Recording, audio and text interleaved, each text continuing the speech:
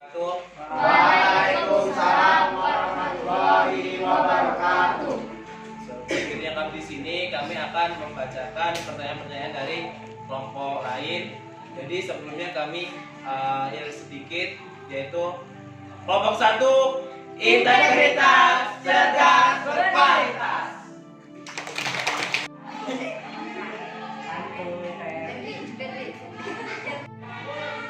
Ini pertanyaan dari Maya Maulidia. Pertanyaannya, buktikan bahwa negara Indonesia adalah negara demokrasi. Jawabannya,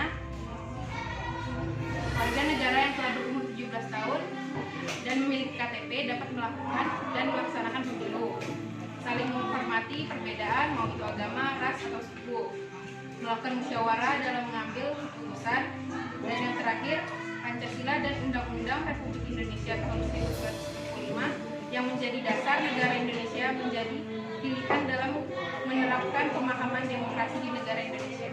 Demokrasi maknanya beraneka ragam, namanya karena setiap orang memiliki pandangan tentang demokrasi itu berbeda-beda. Dengan demokrasi lainnya, di sini menurut saya nilai demokrasi Pancasila lebih unggul jika dibandingkan dengan demokrasi lainnya karena Pancasila merupakan pedoman negara Republik Indonesia dan dasar negara Republik Indonesia. Oleh karena itu, demokrasi Pancasila lebih tinggi dibanding dengan demokrasi lainnya. Selain itu, demokrasi Pancasila juga mencakup demokrasi lainnya. Apa hubungan kebebasan dan demokrasi, dan berikan contohnya? Hubungan kebebasan dan demokrasi yaitu rakyat memiliki kebebasan yang diatur dan diarahkan oleh lembaga kekuasaan, sehingga kebebasan yang mereka miliki dapat dilaksanakan secara bertanggung jawab dan tidak melanggar kebebasan orang lain. Bukan hanya itu, rakyat juga memiliki kekuasaan tertinggi. Contohnya yaitu pemilihan presiden. Mengapa demokrasi sebagai landasan dalam macam sistem pemerintahan?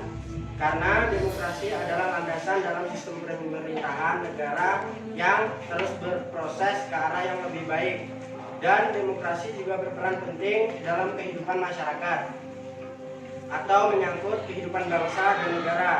Karena demokrasi memberikan kesepakatan bersama dari rakyat untuk pemerintahan, karena kekuasaan tertinggi berada di tangan rakyat dan dijalankan oleh rakyat dan wakil-wakil rakyat. Pemerintahan dipimpin oleh kepala negara berupa presiden, tepatnya pada saat kekuasaan Pak Soeharto yang memimpin selama 32 tahun. Apakah pendapat kalian tentang demokrasi? Jadi, pendapat kami yaitu sebelum Orde Baru, keadaan Indonesia sangat kacau, walaupun ada halangan-halangan dari Orde Lama. Pak Soeharto berusaha untuk menstabilkan negara seperti membangun fondasi pembangunan dan memajukan ekonomi dan infrastruktur untuk rakyatnya. Di sini Pak Soeharto sangat mendengarkan pendapat atau keinginan rakyatnya dan ia sangat bertanggung jawab. Jadi Pak Soeharto ini berpikir kritis, walaupun pada saat Orde Lama ada banyak kekacauan. Jadi Pak Soeharto ini